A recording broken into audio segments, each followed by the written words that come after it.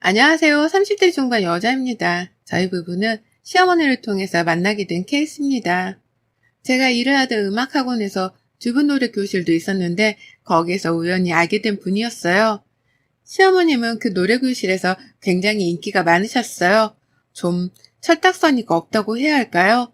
굉장히 활발하고 오지랖도 넓고 이곳저곳 참견하기 좋아하고 이 사람 저 사람 잡고 말하기를 좋아하셨어요. 그래서 매일 일찍 오셔서 저에게 말을 많이 걸곤 하셨는데 제가 그걸 다 받아주니까 되게 좋아하시더라고요. 그러더니 제가 마음에 든다며 며느리 삼고 싶다고 노래를 부르시더니 진짜 아들을 데리고 오셨어요.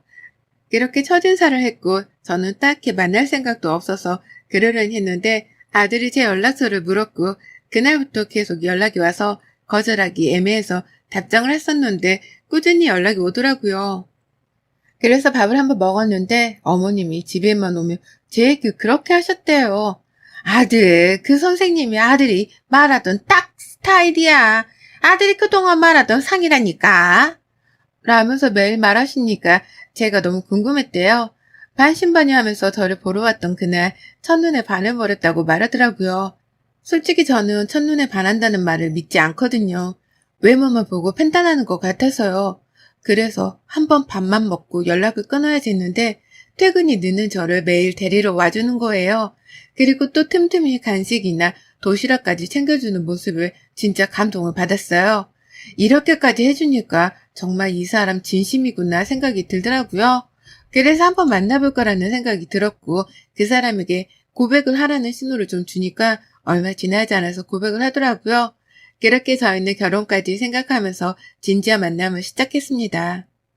저희가 연애를 시작하고 나서 어머님이 정말 좋아하셨는데 그래서 저를 자주 집으로 초대하셨어요.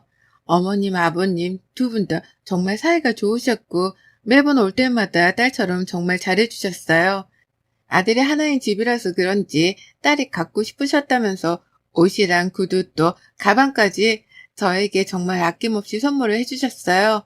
어머님이 워낙 노는 걸 좋아하시다 보니 저랑 쇼핑이나 밥 먹는 것뿐만 아니라 노래방, 카페 이런 곳을 가는 것도 좋아하셨죠. 철딱서니는 없지만 그래도 귀여운 면이 있어서 봐줄만 했어요. 근데 결혼하고 나서는 이게 진짜 불편한 일일 거라 생각도 못했는데 진짜 최악의 시어머니인 것 같아요. 아무튼 저희는 그렇게 1년 가까이를 연애하다 저희 부모님도 남자친구의 부모님도 빨리 결혼을 하라고 제 쪽으로 하시니까 저도 마음이 급해져 급하게 결혼 준비를 하게 됐어요. 아니 정신 차려보니까 제가 결혼식을 올리고 있더라고요. 그냥 무의식의 시간을 보냈던 것 같아요. 그렇게 저희는 시댁 쪽으로 신혼집을 얻게 되었어요. 저도 그러기 싫었는데 남편 직장과 가까운 곳으로 알아보다 보니 시댁이랑 정말 가까워졌습니다. 그래서 결혼 후에도 거의 시부모님들을 매일 보다시피 했어요. 그래도 까탈스러운 분들은 아니라서 결혼 생활이 힘들거나 하진 않았어요. 그렇게 결혼 3개월 후에 제가 임신을 하게 됐고 양가 부모님 다 너무 기뻐하셨어요. 그렇게 임신 4개월이 되었을 때 저희 시댁에 또 다른 생명이 생겨버렸습니다. 제게 도련님이 생겼어요. 어머님은 50대 중반이란 나이에 임신을 하게 되신 겁니다. 처음엔 농담하신 줄 알았네요. 정말 설마 했는데 하지만 그 설마는 정말이었습니다. 그때부터 저의 지옥은 시작됐어요. 처음엔 신경 쓰지 말라고 하시더니 병원에서 몸조리하라고 하셨다면서 저를 불러 청소, 밥, 빨래를 부탁하셨고 자기도 젊었을 땐 아기가 있어도 다 했다고 게다가 어차피 청소기랑 세탁기가 다 알아서 해주니까 괜찮지 않냐면서 말씀하시더라고요. 저도 임신했는데 진짜 너무한 거 아닌가요? 나이가 많으신 분이 임신을 해서 더 힘든 건 알겠지만 임신한 며느리를 이렇게 부려먹어도 되냐고요. 정말 속상했어요. 그렇게 남편에게 털어놨지만 남편은 그거 하나 못 도와주냐며 지 엄마 흉봤다고 엄청 기분 나빠하더라고요. 진짜 너무 속상했습니다. 그런데 뭐 어쩌겠나요? 임신해서 잘 못 움직이시니까 시어머니를 챙겨야지. 안 그럼 책 잡힐까봐 거의 시댁에서 지내면서 어머님과 제 몸을 챙겼어요. 그러다 제가 병원 가는 날짜가 다 돼서 어머님도 같이 가자고 말씀드렸더니 그건 도저히 안 되겠다고 말씀하시더라고요. 며느리랑 시어머니가 같이 임신해서 병원에 간다고 하면 사람들이 욕한다며 끝까지 병원을 혼자 가셨어요.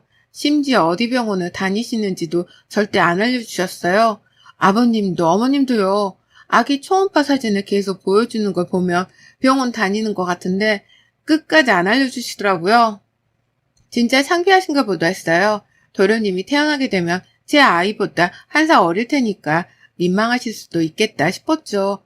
그렇게 시간이 지나서 제가 출산을 하게 됐고 몸조리를 하기 위해 2주 좀 넘게 병원과 조리원에 있다 친정집으로 갔습니다. 그런데 몸을 추스려야 하는데 자꾸 시어머님이 자기 힘들다고 시댁으로 오라고 하는 거예요. 어쩔 수 없이 시댁으로 아이를 안고 가서 또 집안일을 해드렸어요. 그 후 저는 발목과 손목뼈가 나갔고 허리 디스크까지 생겨 엄청 고생했어요. 갓난아이라 해도 무게가 있는데 하루 종일 안고 집안일을 하니까 몸이 나만하지 않더라고요. 저희 친정엄마가 진짜 속상해 하셨는데 엄마가 오셔서 저랑 시어머니까지 뒤치다꺼리 하게 하고 싶지 않아서 진짜 힘들어도 꾹 참고 버텼어요. 어머님이 출산하시면 바로 도우미분을 불러야지 그거 하나만 보고요.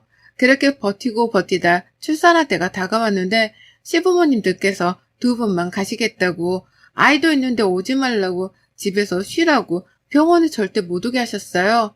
그래도 같이 가려고 했는데 오지 말라고 하시니까 그래 이때 쉬자 싶어서 따라가지 않았어요. 그렇게 아기가 잘 태어났다는 연락을 받았습니다. 어머님 역시 수술이 잘 됐다고 말씀하셨고요. 그리고 2주 뒤 조리원을 퇴소하시고 집으로 돌아오셨어요. 그때부터 전 2명의 아이가 생겼습니다. 어머님은 누워서 TV만 보면서 절 부려먹었고 심지어는 제가 집안일을 하는 사이 저 몰래 밖에 나가서 놀다 오신 적도 있었어요. 10개월을 꼽아 괴롭히더니 제 아이라도 힘든데 도련님까지 독박육아를 시켰습니다. 어머님이 기운이 없다고 모유도 안 주셔서 제가 저희 아들 먹일 모유도 부족한데 도련님한테까지 모유를 나눠줘야 했어요. 어머님한테 모유수유 좀 해달라고 말해봤지만 늙어서 모유가 안 나온다. 네 걸로 먹여라. 라고 말씀만 하시곤 계속 도망다니셨어요. 점점 심해져 나중에 아예 새벽부터 나가서 밤 늦게까지 안 들어오셨고 술까지 드시니까 모유 얘기는 더 이상 못하게 됐어요. 결국 모유를 너무 무리하게 빼다 보니까 전량이 부족해져 저도 더 이상 모유수유를 하지 못했어요. 저는 아들한테 오래 모유수유를 해주고 싶었는데 너무 속상했죠. 그렇게 하루하루 4개월가량 거의 쉬지도 못하고 2명의 아이를 돌보며 독박육아에 허덕이며 지쳐가고 있을 때 저는 아이들을 재우고 시부모님들의 방을 치우고 있었어요. 빨래와 올뚝과 외투들을 정리하고 있었는데 아버님의 외투 안쪽 깊숙이 하얀 봉투가 하나 나왔어요. 그래서 이게 뭐지 하고 열어봤는데 거기에 적혀있는 내용을 보고 전 제 두 눈을 의심했어요. 친자 확인서 한 장과 각서였는데 친자 확인서엔 제 남편의 이름과 도련님의 이름이 적혀 있었고 각서엔 아버님의 글씨체로 5천만 원을 받고 모든 친권을 포기하고 앞으로 우리 앞에 나타나지 않을 것을 약속한다. 이를 어길 시에 10배로 보상할 것을 약속한다. 라는 내용이 적혀 있었고 김지혜라는 여자의 사인이 있었습니다. 저는 정말 한참을 그 종이를 보고 있었어요. 그리고 시부모님들과 남편을 불러 이 서류들을 말없이 상에 올려놨습니다. 여보, 이게 내가 설명할게. 우리 둘이 얘기하자. 아니, 난 여기서 듣고 싶어. 아니, 어머님이 말씀해주세요. 난 할 말이 없다. 네 시아버지한테 들어라. 아니요, 어머님이 말씀해주세요. 어머님이 하도 말을 버벅거리고 목소리가 작아져서 결국 남편이 제게 자수를 했습니다. 제가 임신 초반에 갑자기 달라진 몸 상태 때문에 좀 많이 예민했습니다. 그때 남편이 그게 속상했는지 같이 일하는 회사 여자 후배와 술을 마시다 실수로 잠을 자게 됐고 그날 한 번으로 아이가 생겨 그 여자가 임신을 하게 되었다고 합니다. 그래서 없애려고 했지만 여자는 절대 못 없애겠다고 버텼나 봐요. 겁이 난 남편은 시부모님에게 찾아가 이 사실을 말했고 생긴 아이를 없앨 수 없다고 생각하신 두 분은 이런 제안을 하게 됐대요. 그래서 뱃속에 없는 아이를 10개월 동안 있는 척했고 전 모두 알게 돼서 엄청난 배신감과 분노가 치밀었어요. 어떻게 없는 아이를 있다고 속인 것도 모자라서 절 그렇게 10개월 동안 괴롭히신 거예요? 게다가 데리고 왔으면 당신들이 키워야지. 왜 밖에서 나온 아이를 나한테 키우라고 할 수가 있어? 당신들이 그러고도 사람이야? 미친 거 아니야? 쌍둥이라고 생각하고 키우면 안 되겠니? 어머니, 저 가만히 있지 않을 거예요? 당신들 다 신고할 거라고. 어떻게 손자를 아들로. 진짜 말이 안 나온다. 끝까지 너무 뻔뻔하게 사실을 알았으니 저에게 키워주면 안 되겠냐고 말하는 시부모님에게 전 진짜 소름이 끼쳤습니다. 그래서 전 제 아들을 안고 집을 나와 친정으로 갔고, 이 사실을 알게 된 제 부모님들은 새벽에 시댁으로 달려가 집에 있는 물건들을 손에 잡히는 대로 다 던지시고 남편을 거의 밟듯이 패셨어요. 동네 창피하게 그 나이에 아이 가진 것도 모자라 임신했다고 내 딸을 그렇게 괴롭히더니 그것도 아니었다고? 진짜 너무하네. 그러고도 당신들이 사람이야? 가출산한 이한테 밥이며 빨래며 청소까지 다 시키더니 뭐? 다 뻥에다가 밖에서 데려온 자식까지 키워달라고 해? 당신들이 그러고도 괜찮은 줄 알았나 본데 가만 안 둬?